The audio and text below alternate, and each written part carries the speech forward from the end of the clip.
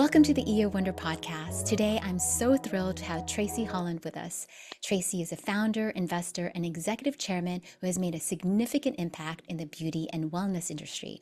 Her global experience includes launching talent-led CPG brands, driving innovation, and amplifying authentic voices, especially those of women entrepreneurs. In 2009, Tracy co-founded Hatch Beauty, growing it into a global leader with over 120 employees and 20 retail partnerships. She's been instrumental in the success of many, many brands like Natural by Jewel, Nuance by Salma Hayek, and many more, achieving an impressive $750 million in wholesale revenue. In 2020, Tracy founded Goodwill Brands LLC, focusing on accelerating the growth of consumer brands through talent and acquisitions. She's received numerous accolades and awards, including EY Entrepreneur of the Year 2017 and the 2019 Fashion and Beauty Award for Beauty Service Provider of the Year. She has a master's degree from Columbia University, and Tracy is a sought-after expert in her field. Welcome to the Year Wonder podcast, Tracy. I'm so excited to be with you. Halika, thank you so much for having me. You're a powerhouse yourself, so it's fun. This is a great way to spend a Friday. Well, let's talk business, women empowerment, and being badass bitches. I'm all in. Let's do it. So how did you get your start? You have such an impressive resume, and a lot of people who are listening, they're in EO or YPO, and they're thinking, how did you get where you got? Yeah, it's fun. If you're an entrepreneur, Kalika, I really believe that it's in your soul. Your calling is to create and build.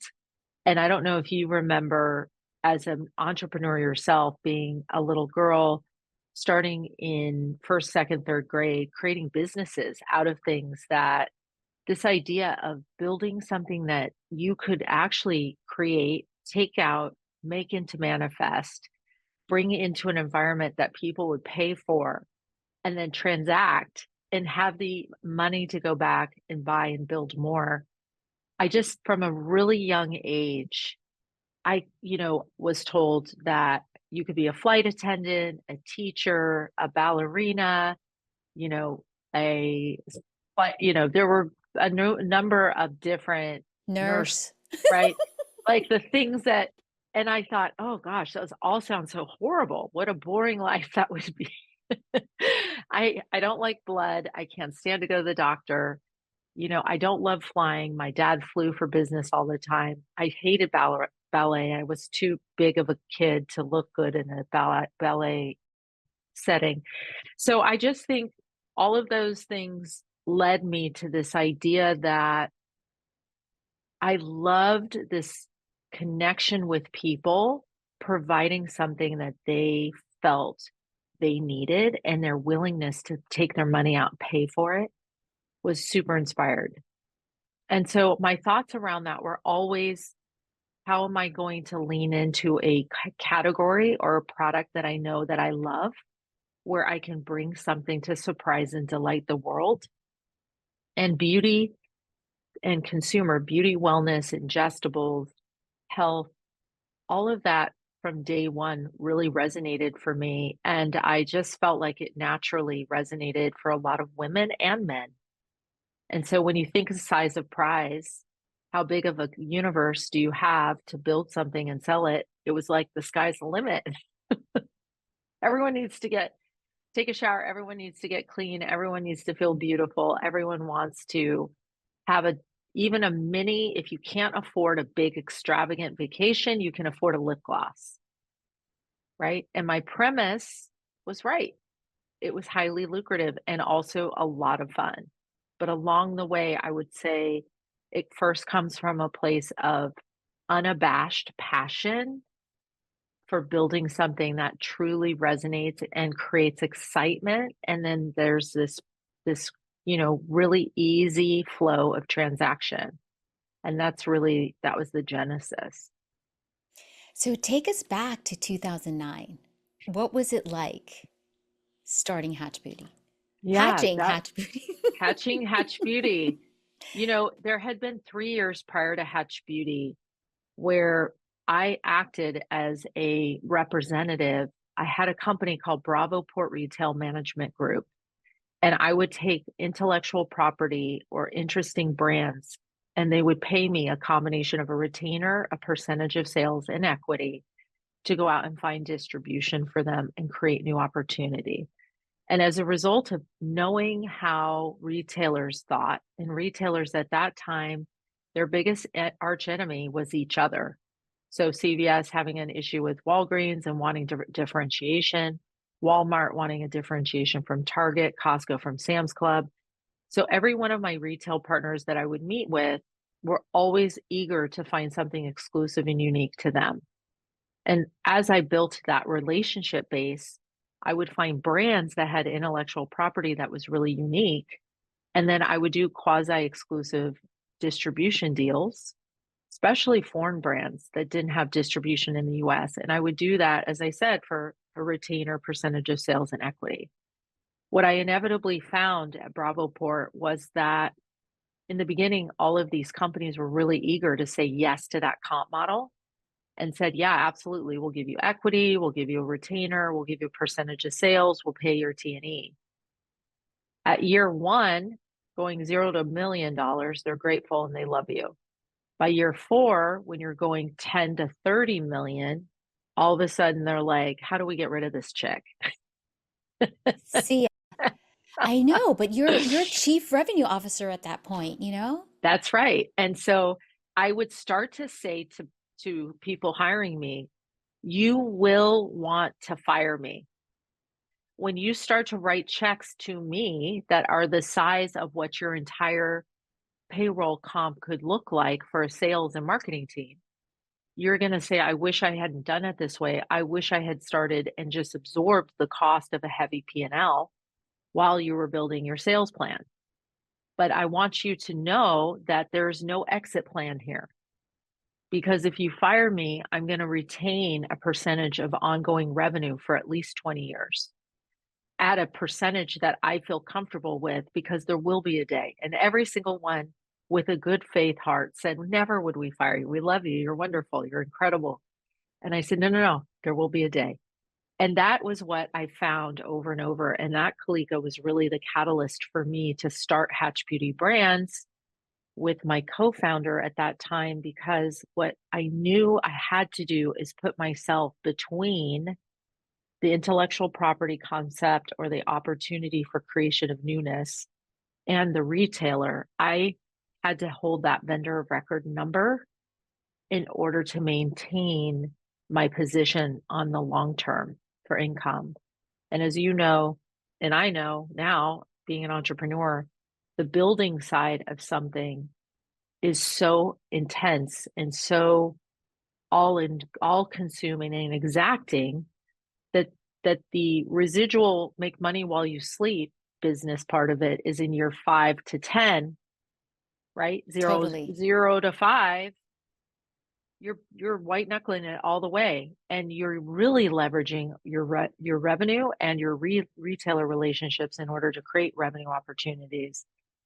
And the more you leverage those relationships, the higher value you extract from that one deal, then it's harder to do the next deal and the next deal because you've put your eggs into the first deal basket, right? Right. So did you actually close down Bravoport, or did you just keep it going, or did you shut it down? No, You I were kept it, and it was the parent company shareholder of Hatch Beauty. phenomenal. Yeah, Wow. it was and my business partner had a creative and branding agency at the time.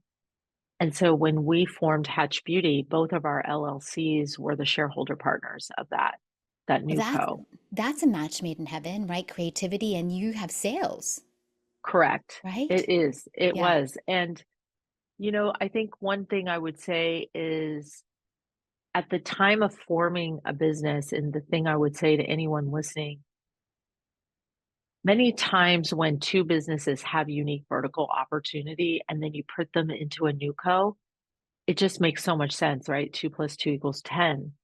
And not only do you get the shared services relationship of your team members, but then you get the mind share of what makes a much bigger whole from what was an independent part. But the thing that I would say to beware of is one culture, right? Because you have two companies that have very different perspectives. And they actually, in our case, when you're in a sales relationship and operations and manufacturing and supply chain, every single organization who's making something has a tension between sales and ops, 100% of 100%, right? So sales wants to sell everything and wants it to ship yesterday. Ops is saying, it's a long road and let me Slow build this for down. you, Yeah. right? And over time. So there's this inherent tension there. Add to that the inherent tension of what creative wants, which is sometimes not achievable from an ops or sales side, right? So in our case, we were really fortunate to be scrappy enough to say, yes, we'll try these various things, but we didn't have a playbook to follow at the time. And there was a lot of learning about how to build and scale. But as you said in the beginning of this introduction, we had unprecedented hockey stick like growth because we had the trust of the retailer and the retailer relationships that had already been formed and had been shipping and successfully had been building from the years prior where I was doing that type of work. We had that inherent trust and relationship. We also had incredible creative talent. And so even if it wasn't necessarily achievable on the operational side at the end of the day on the execution, because we brought the retailer into the co-creation process with us, they were far more forgiving when things couldn't go according to plan. And that So was just luck, by the way. luck, yes. Luck plus hard work, right? They always say that. Every time, Yeah. every time. Yeah. So when you were starting Bravo, were you in sales already? Like what got you into retail distribution?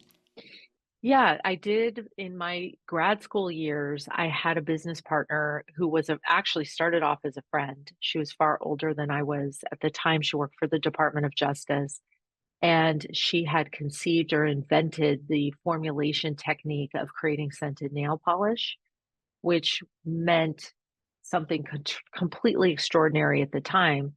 Nail polish, which, as everyone probably knows, doesn't smell fantastic and is a little off-putting. She had reinvented the base formula for which nail polish could be maintained dry quickly, chip resistant. And she added food grade flavors and fragrances in. And she created this like unique little invention. And I thought, this is incredible. The world needs this. And so while going to grad school, I started reaching out to retailers and saying, I'd like to show you our products and show you what it is we do. And as a result of those phone calls and those conversations and that outreach and all of that work, we were able to create a brand and traction with some mid-tier to mass market players and private label business opportunities. And I think what I realized is being 7 years old or being 27 years old, there was at that time this very exciting, electrifying experience of like walking into JCPenney, sitting with the buying team, painting everyone's fingernails, letting it dry, let everyone talk about like, oh, I have rose and I have chocolate and I have peony, and everyone having these like surprise and delight, and then them saying, how much can we get and how fast and how can we build this with you? This is so cool. And then, to be in grad school and receive multi-$100,000 POs in which now I have to figure out how to factor or finance those POs, not knowing what a factor was at the time, how to finance, like I have this valuable piece of paper that means nothing until I ship it. So now what? How do you part and piece this together? And I think many entrepreneurs, I always say to entrepreneurs, especially those people who like building companies from the back front, meaning, oh, I have to put all my team in place and I have to have all my sales materials perfect and I have to have all my finished packaging and I have to have inventory in my warehouse before I feel comfortable going out and selling and finding out if I have a buyer. And I would encourage those people listening who haven't done this yet to flip it on its head and to make what look like product ready, deck ready, you know, warehouse full or inventory full, ready to ship. Go worry about that after you have a flood of purchase orders so that you can ensure that you have a place to go as you're leaning into all of your vision for what it is you want to create. It may not resonate the way you think it should. And what I learned with scented nail polish is we flew through hundreds of bottles a day if I had an assisted salesperson on the selling floor putting it on people's nails. Because as they walk by, do you want to try this? What's your favorite flavor? Chocolate. Here's this. They walk around the store, they come back, they're like, we're going to buy 12 because I'm going to buy this for everyone I know. I've never seen anything like this. Like we couldn't keep it in stock, right? But if we didn't have an assisted sale relationship with the consumer, we could put that display on the selling floor and it would be the biggest dust ball on the floor, right? So starting to think about how you translate not just the sale to the customer, which at that time was my retailer, but the sale to the end user is the next step in how do you drive awareness and excitement around your idea. And I always say to entrepreneurs, don't put your money in building all the back end and all the infrastructure and all the inventory and how are you going to. And I love VC money. I think it's great. I've never operated a business with venture money, but venture is all based on this premise of like building and then building up momentum and selling. And I think it's incredible. I've just always done it the inverse, right? I've always run a profitable P&L from day one. I've looked at COGS and where do you have opportunity to expand marketing? How do you leverage marketing and awareness? And then what do you do to drive retail business from demand plan side before going back and building the infrastructure to support it? And it doesn't mean it's right or wrong. I'm just saying this has been the approach I've taken. Well, if you're on that tightrope of, cash and revenue, cash flow, you become really creative and you can also become really insightful. Like you knew that there needed to be an education piece for Mhm. them to want to buy your product. If you are flush with cash, it's almost just like, oh, marketing will take care of that. When marketing is not even close enough to the sales cycle. Right. Yeah, Yeah. And the friction on the selling floor, right. right? When they're walking by and saying, "Oh, do you want to pick a flavor of nail polish?" But that learning, those 2.5 years that I built that business with her and went to grad school and used my student loans to kind of fund the business because we didn't have any working capital, was probably the best hardcore MBA of any experience I could have ever You hoped see, you for. had two MBAs. Yeah, because the whole time I was like, this is wild how you have a really hot product and lots of excitement and you think you've gotten it to the finish line and once you get it to the selling floor you're like yeah, you walk in, you see your product on the floor, you're like this is so cool. But I was just talking to an entrepreneur earlier this week and she said, Tracy, I brought in 15-20 million dollars worth of cool t-shirts and different design shirts into Marmax and TJ Maxx. And she said it was so cool to be there on the selling floor and see my product. And I was standing to the side. She goes, I waited for 4 hours and I saw two sales. And all of a sudden I thought to myself, uh-oh, this may be an issue. Luckily, all over the country, just like we know, people in different markets shop differently. Just because she was in that market it wasn't resonating for a series of reasons. But thankfully, across the country, it like blew out and was super successful. But these are the kinds of things we got to go all the way to the finish line, right? With everything we do, which is why I'm such a big proponent for those in the food and bev space to start at farmers markets. Yep, You got to know your customer. 100%. Like there's nothing bigger and better to test market something you're conceiving than to go to your local farmers market and sell the hell out of that stuff and see how people react before building an inventory strategy and feeling 100%. right. Yes, yes. When I had my, purse hook, that's what we did, but and then you realize that when people are actually buying it, you're like, oh, there's something here. Or people are stealing your prototypes. They're like, okay, there's something here. But like you said, when you build your whole infrastructure and you have $15 million in inventory, that's really nerve-wracking when you haven't Yeah, tested and it. I see it all the time, especially with these celebrity brands. I get the phone call that's like, this XYZ celebrity partnered with this creative and branding agency, and then they got a co-packer, and now they have, $35 million of inventory. Can you come in and take a look and see what you can do to help us? And I'm looking at it and I'm like, you guys, Who approved who, this? how did this happen? Right? Yeah. It's sort of whenever I talk to women entrepreneurs as well too, is like they theoretically know how to ride a bike, but they've never ridden a bike. Like, go ahead, get on the tricycle first, start with your training wheels, and then jump. Like, they're already trying to go to the Tour de France when they haven't even Yeah, ridden a tricycle. I Yeah, know. yeah. And Tricycle is a farmer's market. yeah, it is. But your purse hook is like the kind of thing first of all, I have 6 of them. I didn't even know you were the inventor until I Yeah, met you a couple yeah, years ago. yeah. But I think your invention with that purse hook is the kind of thing that I've always had massive success with, right? Where it's so different and unique and it's narrow and deep. Yes, you can create hundreds of SKUs and different designs, but you can start with 3, right? And then you can understand like how much will people pay for this? Do they see the value? Do they get it? Does it work? Will they do testimonials? Are they going to post on it? Like all of that makes so much impact. Yeah. And then you get really fun with the creative. Like, the one thing about the purse hook is what I realized, because we were actually, putting the designs permanently on them. And what I Mm, realized, we really had to take a look at it like a blank t-shirt, where once we sold it, then we put the pattern on it. And I'm always just like, why didn't I think about it before? But it's because once you have inventory stacking up with this one design, you think that it's going to sell to like bridesmaids or whatever, but it doesn't. You're like, I got to come up with something so smart. fast. Yeah. See? And that's how we pivot, you know?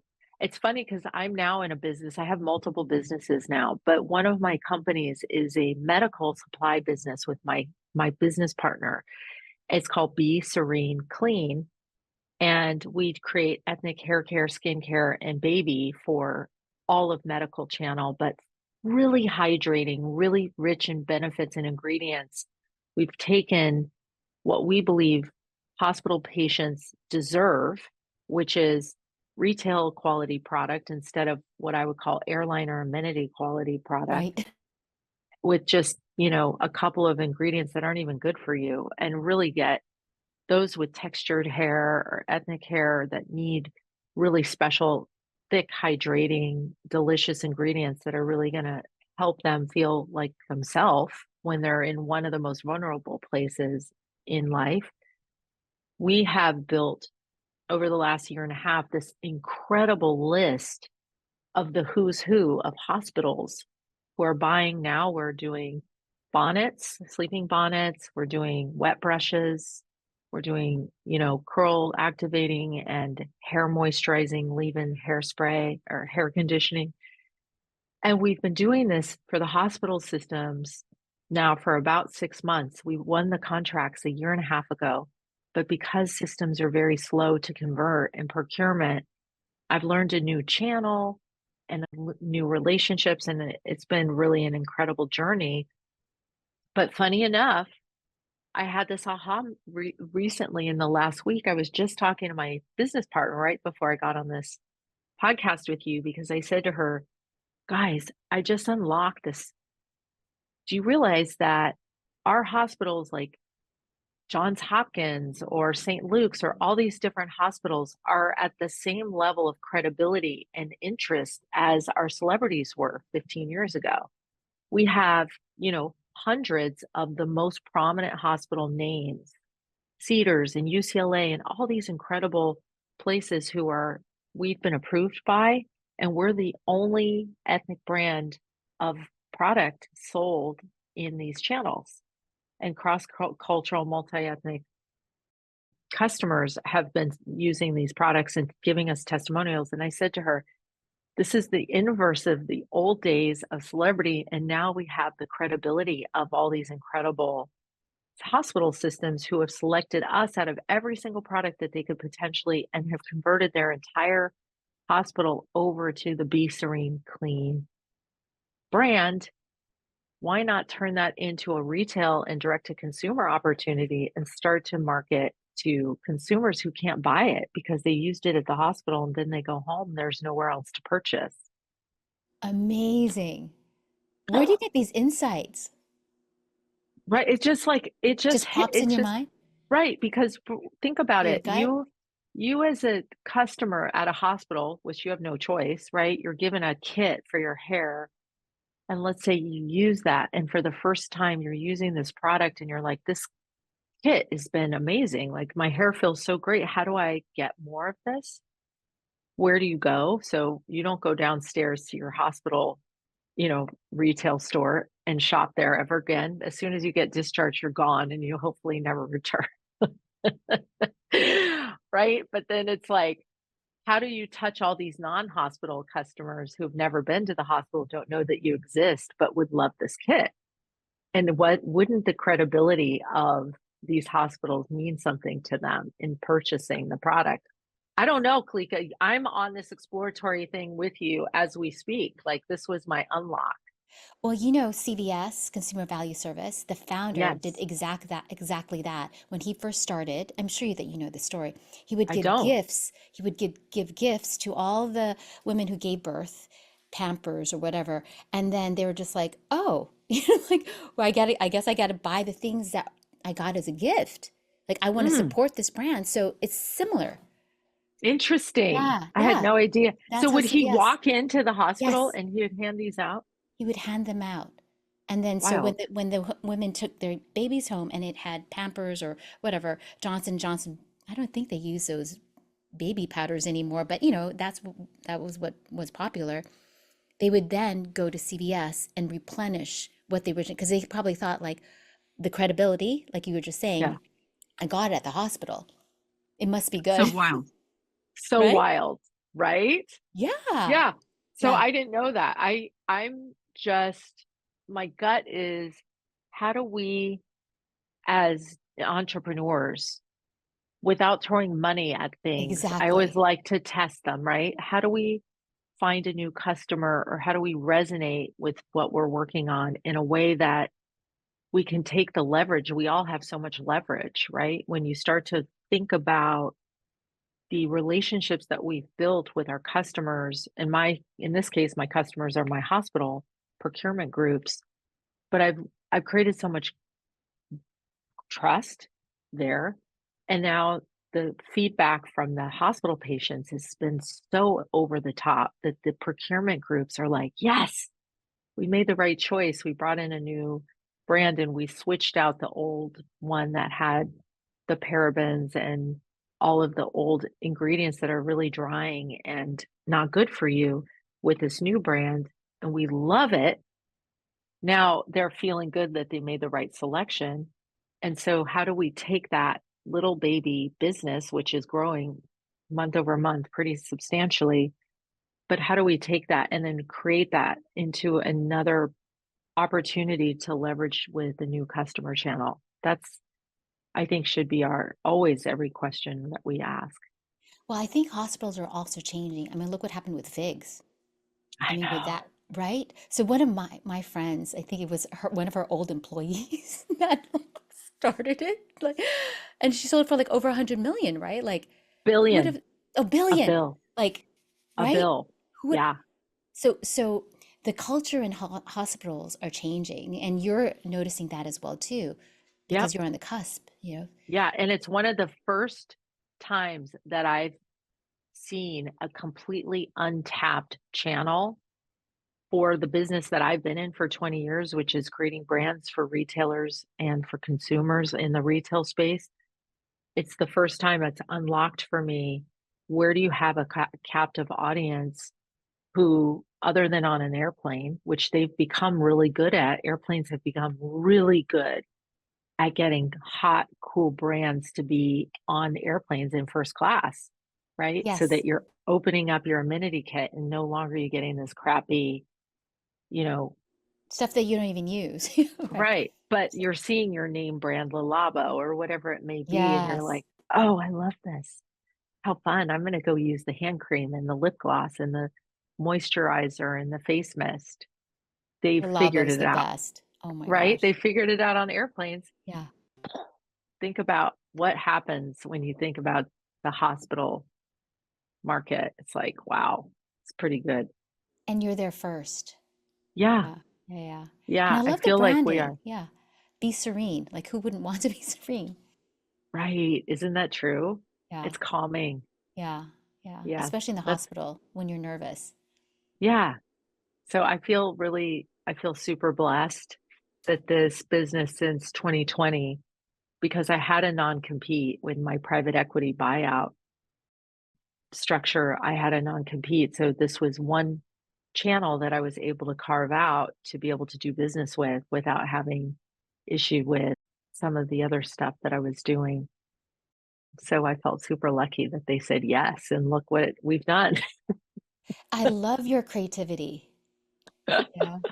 Well, And that's also, how we all are, right? We're all creatively problem solving to an outcome that works for everyone. That's the goal.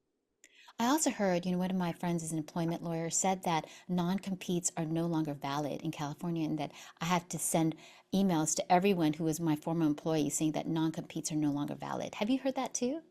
I haven't done that, Yeah, and I haven't yeah, heard that, but I have heard that in New York and California, they're not valid.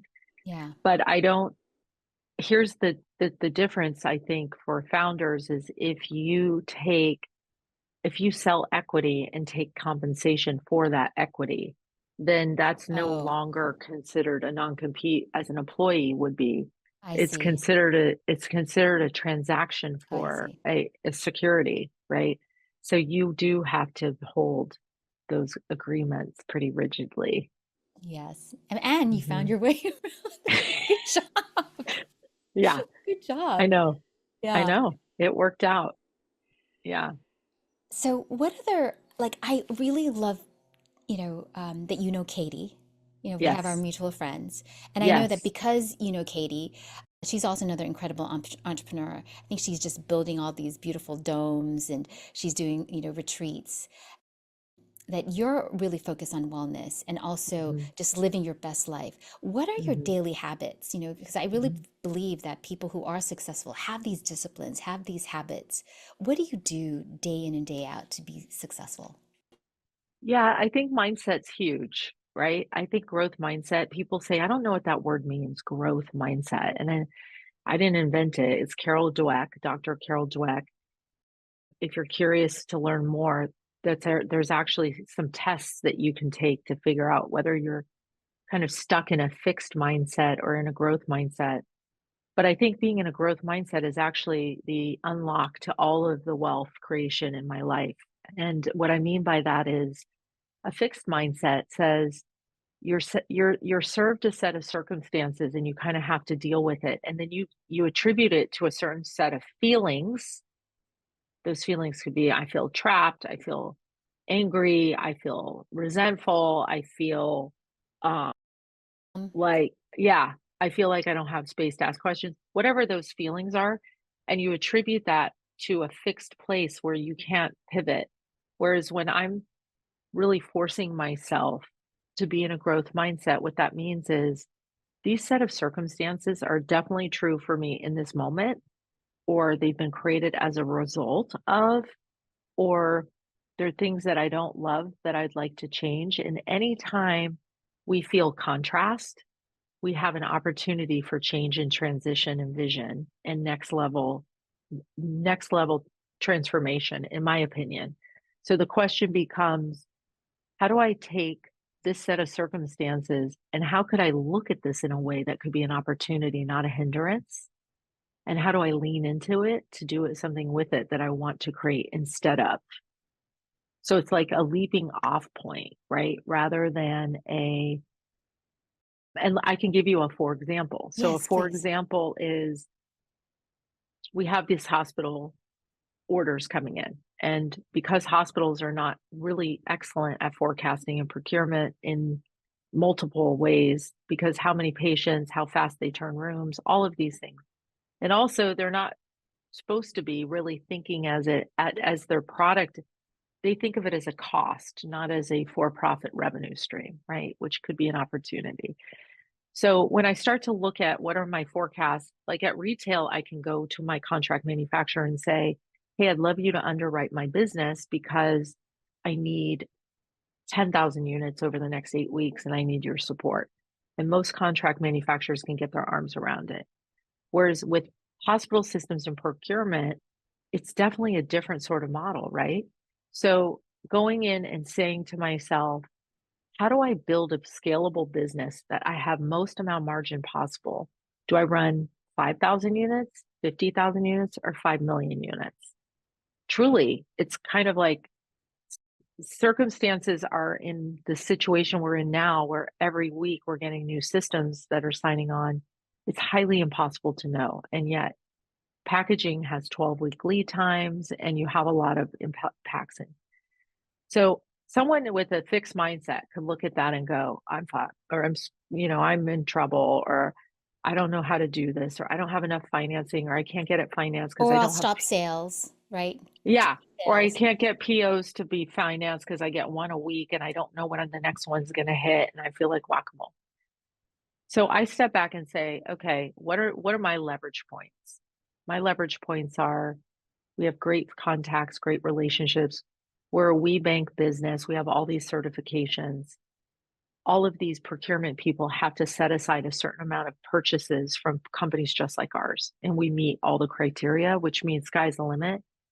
But I know I'm not a contract manufacturer. And at the end of the day, I don't have the bandwidth to be able to manage parts and pieces. So how do we make our contract manufacturer a shareholder in this business where now we're all rowing in the same direction? So instead of him coming to me and saying, hey, listen, it's net 30, I need a check, dude, pay up, and I'm sitting there in this weird cash cycle, I can say to him, every conversation we have with the hospital system, you can be part of or assign someone from your team. I want you to have the inside scoop of what we're building and what kind of relationship opportunity could exist here. As I see it, I feel like this in the next 2 years is a minimum a $60 million business, if not 100 plus million. And we're averaging 40% dead net margin. Like there's really nothing to screw up here. You don't have marketing dollars, you don't have returns, you don't have, you know? So why not share on the upside? Because as I see it, you do something that you need more line time on your filling machines, and you need more streamlined revenue that's repeated. I need margin so I can make money because I'm the person putting these things together. And the hospital systems need great product, and my business partner, Michelle, and I in this business have really had to think about like, how do we build and scale this to be the $100 million business? Because I think, frankly, you'd rather own a percentage of something rather than not 100% of nothing, right? And they also see your background, like you've done it before. Yeah, Right. Yeah. Yeah. yeah, But you're not totally. going to fire them, right? No, absolutely not. Absolutely not. Okay. So Yeah. growth mindset is important. But what about, well, I mean, which I think is huge. What about wellness? Like, I'd say growth mindset's 90% of it. mm, And from there, everything lifestyle comes through for me. So I have a practice every morning of meditation, of journaling and writing. To me, reading something is life changing. It's different than hearing it. So I have some things I read each day. I write down what I feel that is my intention. I've worked with an intention coach for maybe 3 years. Her name is Kim Stanwood Terranova. She has a book called The Technology and Science of Intention Setting. I've never met someone who can bring in more clarity to an intention setting process than she. And from there, moving your body and getting things integrated as it feels like it's yours rather than outside of you. You inherently bring it in. We have this incredible thought leader at Inner Fifth, and her name is Lavinia Recco, and she built and sold Equinox, conceived of, built and sold, still is on the board. And now she has a new integrative workout experience called Move Joy. And she literally has created this like body integration of positivity and affirmations and feeling yourself in your future body every morning. And she creates this and she holds them online. She now has hundreds of people doing it with her. And those types of things actually make a difference. You know, when I think as entrepreneurs, when we run too hard, white knuckle, and we come from a cortisol place every day and haven't taken a minute to slow our breathing down and understand where we sit, we are operating off of a different set of response time and thought process that's not serving us, right? So reactionary fight or flight is proven. I mean, even when you see police officers who have misfired or taken someone's life as a result of not taking the seconds they needed to recalibrate, I think that is attributable to all of us just in in what we do in our type of practical career choice. Being a police officer and entrepreneur, it doesn't feel that much different, except that they're like protecting us. Obviously, their lives are in danger physically every day and potentially in every situation. But I feel like that police officer emotionally, you know, every day. And I feel like keeping people at keeping the cash flow coming so I can keep their mortgages paid, so that I can keep my kids in private school, so that I can like, there's just that feeling of cortisol. And so the calibration and awareness that we have of how we're treating our body through all of that is really, really key.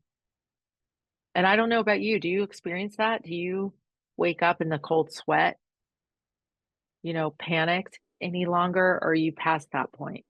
Well, I think definitely, having a mindfulness practice, I'm also training to be a mindfulness teacher as well too. I think that integrating these habits to the point where you're actually training someone else, it really, you start embodying it.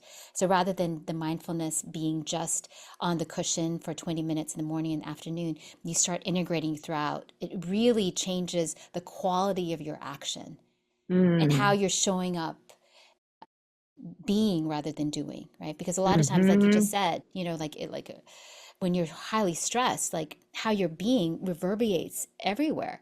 But if you're Totally. calm, like you said, you can take that beat, like let's say you have a 10-year goal to have a close-knit family, right? Then you'll know that you shouting at your teenage daughter for whatever is not going to really work, so you really keep your intention, like you were talking about the intention of a close-knit family in your horizon rather than in the back burner.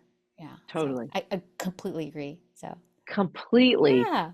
And I think, don't you think, and I've just scratched the surface of this, Kalika. I'm reading this fantastic book by Dr. Clint Rogers, which is all these ancient remedies that they've used in medicine. And I mean, all of these case studies of people who have come out of comas and reversed tumors. And I mean, he writes this book, and it's this book I can't put it down, because what he keeps saying is, I'm the Western skeptic. I don't even understand how this is possible. But I learned this from this ancient yogi, Dr. Naram, who passed, but has 5,000 years of this lineage. And he said, I'm watching it practiced all over the world, and I'm following him as the cameraman, recorder, documenting his work and modalities. And I'm watching things that I physically cannot understand. And then I'm capturing it on tape and on video. And like, I've videoed it. So I see it, it happened. And so I'm reading all these ancient remedies, and I don't know if we understand truly the power of herbs and plants and actually pressure points and acupuncture, all those things. This isn't a like to have. These are like more validated in many ways than this like this new science that just came out with this new prescription, or take this COVID vaccine because everybody's doing it and it's really important that you get vaccinated. It's like we're all hoping that it works or that it doesn't harm us, but really reading some of this book has blown my mind, but I have really recognized the importance and potency of plants and herbs and power of some of these techniques like breath work. Yeah, nature is so wise, So right? wise, so wise. And why didn't I know that in 52 years of age? I'm like, oh my gosh, I have so much making up to do. Yeah. Yeah, and just being allowed, having the humility to say like, you know what, I don't know everything, even though I built like almost $1 billion company, right? Like coming in with that beginner's mind, that growth Yes, mindset, right? Being yes, open to new ideas, because yes. we absolutely didn't grow up like that, No, talking about no. herbs, talking to herbs. Right, Yeah, yeah, right. And knowing what kind of an impact it can make on all aspects. And then you get your blood work done. And my the person that does my blood work at UCLA hospital, he's like, yeah, this is wild. Like you're a 42-year-old woman in wow, all of these indicators. I don't get it. I say, I don't get it. I'm just following the book. I'm yeah, following these practices. I go see Dr. Mao, who's a YPOer, who's an incredible, has Yosan University. I see him regularly. It's just, it makes a difference. yeah, it does. Yeah. Because then you can, once you take care of your body, you can have a better business, right? Right. Yeah. And better ideas and better dreams that then you wake up and say, this makes sense.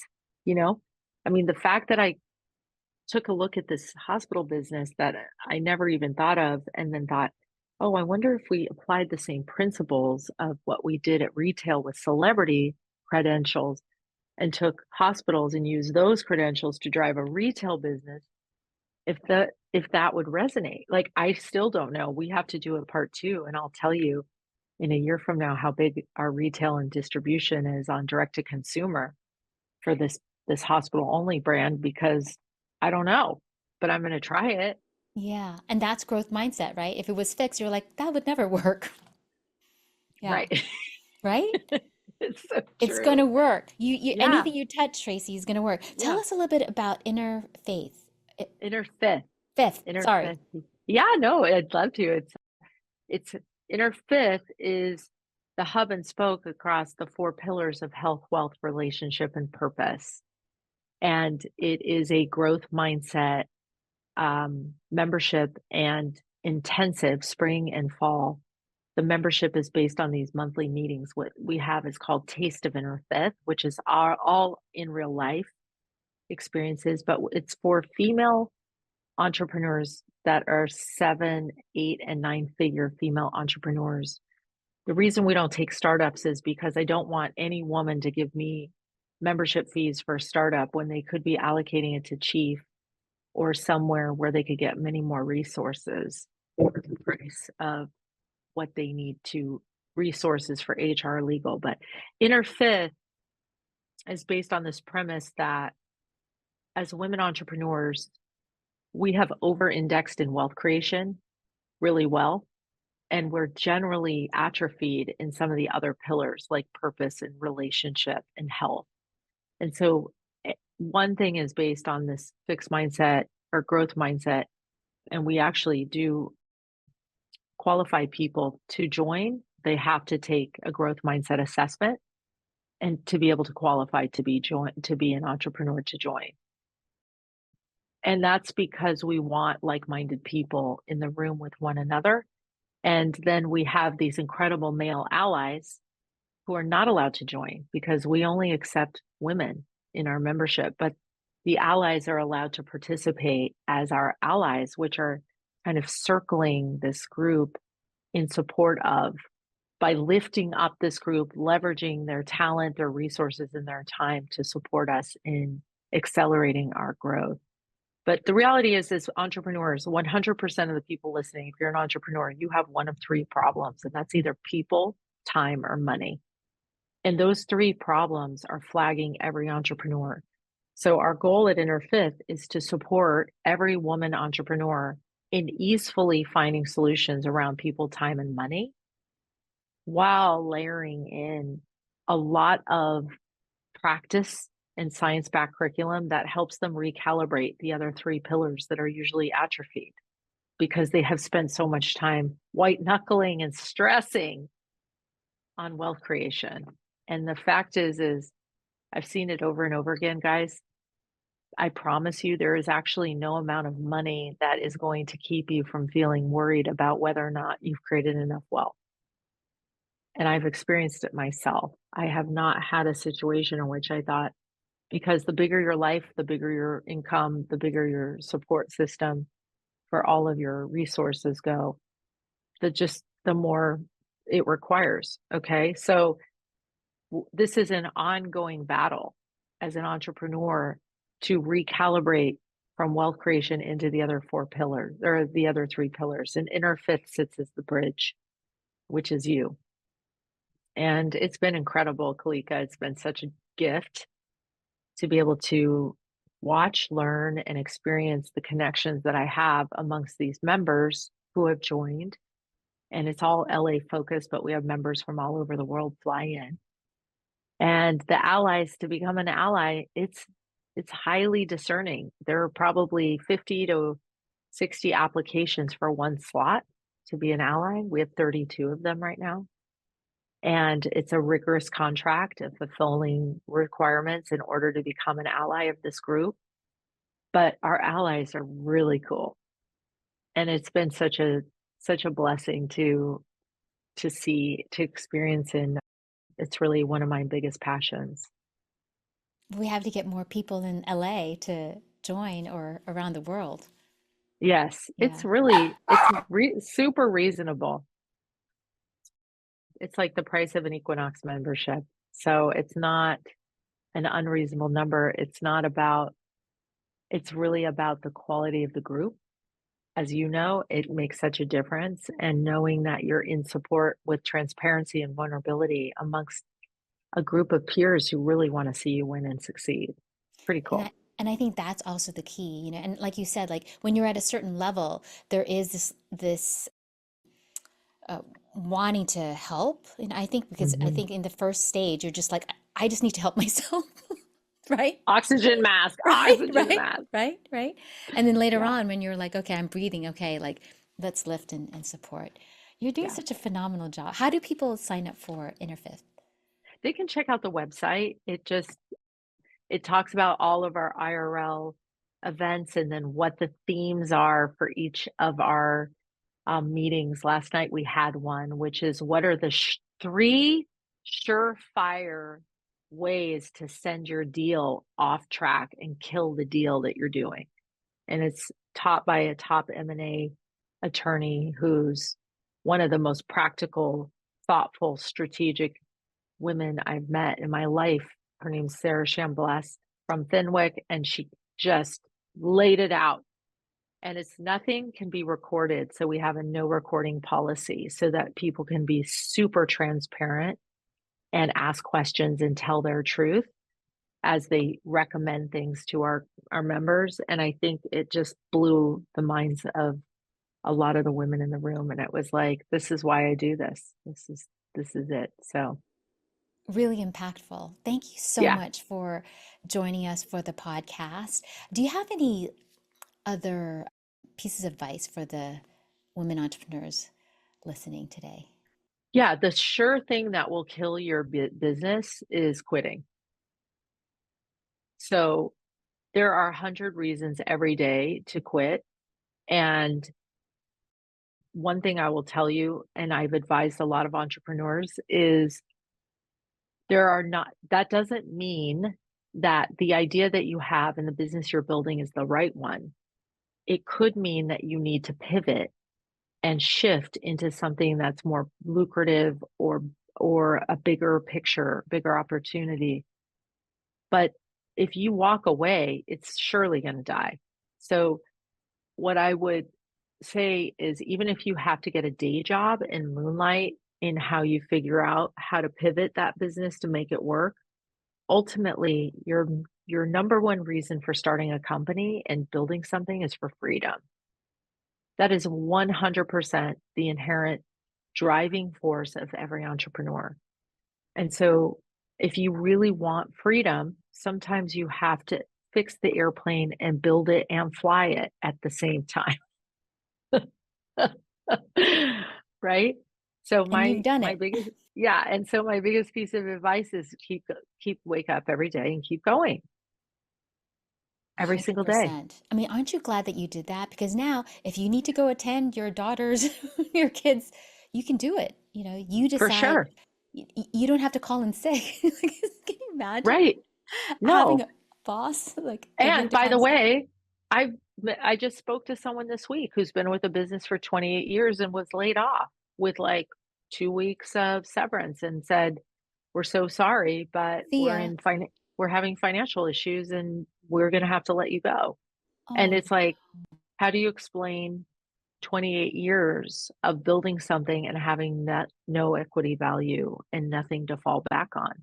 So I think it's a really important thing to do, is to figure out how to leverage what you know, create residual income, and look for ways to pivot so that you can have freedom. That's the way to go. that's the key. That's Thank the you. key, babe. Thank you so much. I've been doing this one thing with some of our podcast guests if we have time. I don't know if do you have like a couple more minutes? Yeah. Okay, all right. So there's this really cute game called Let's Get Closer. And I have pulled out a whole bunch of cards and you have to like pick one and then you have to like I'll ask Ooh, the question. Okay, which one? that one. This. Oh, Yeah. okay. Okay. Yes. Is there anything you are addicted to? Probably work. Oh, Okay. oh, Kalika. I'm But trying. unabashed enthusiasm is I also do. addiction. And I feel like, I don't know if I call it addiction because I think there's such a negative word to that. It literally is like my fuel, Right? my fun, my shower. As I'm showering, I'm thinking about, I could do this, I could do that. It's like, it's a never ending. And so, but if my children were sitting here with me, Kalika, they would say, "Mom's addicted to work." Oh, okay. All right, one more.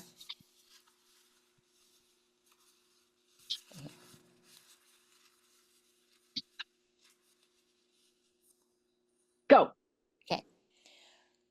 What is your favorite book and why? Oh, my favorite book. That's easy. Easy. This Thing Called You by Ernest Holmes. I've not read The that. oh, I've carried it around with me Really? for 3.5 years. I would show it to you, but it's downstairs. It's in I'm my gonna purse. get it. Thank This you for Thing that. Called You. Yes. Such a gift. He is such a gift. Why Yeah. do you like that book? Every page has a reminder of the reason why we came to the planet. Mm. It's so life-changing. If I were with you in person, I'd give you a copy. I keep 5 to 10 of them with me at any time, and I give them to people as I feel like it would resonate. Well, now everyone's gonna go buy the book now, including me. It's so good. It's Yeah. so great. It's a Oh, gift. thank you Yeah. so much for joining us for the podcast. I'm in Thank such you. gratitude and awe of you. You're such an Thank you. extraordinary entrepreneur. And the best part is like you just want everyone to join you, Yeah. lift everyone up, right? Yeah. Yeah, There's no reason not to. right. It's so much fun to Yeah. share it with everyone. Let's go. Yeah. You've been so generous with all your advice. And I look forward to seeing your success with the hospital. Maybe we can get another podcast next year, this time next year, Yeah. and find out Yes. what happened, right? Yes. We put that into manifest. That's done. Okay.